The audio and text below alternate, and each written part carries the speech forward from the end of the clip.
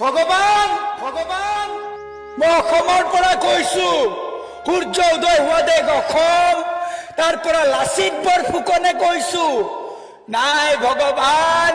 অসমীয়াৰ গাত আজি হেইতেজ নাই স্বাৰ্থপৰ স্বাৰ্থ লোভীৰে অসম ভৰি পৰিছে ভাই বন্ধু আত্মীয় স্বজনক ফাঁকি মাৰি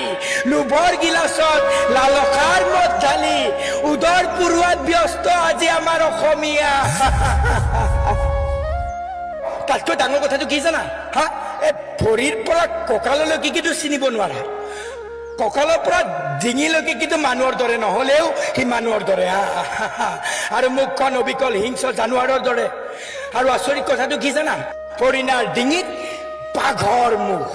সেই মুখত অজগৰৰ হাঁহি আৰু চকুত ঘৰিয়ালৰ চকু পানী দেশৰ দুৰৱস্থাৰ কথা কৈ কৈ যে সেই টিভি চেনেল বিলাকত যে নেতা পালি নেতা বিলাকে যে কান্দে দেখিছা হা সেই চকু পানী দেখি আমাৰ সহজ সৰল গয়াই সিহঁতকে ভূতটো দি আকৌ ৰজা পাতে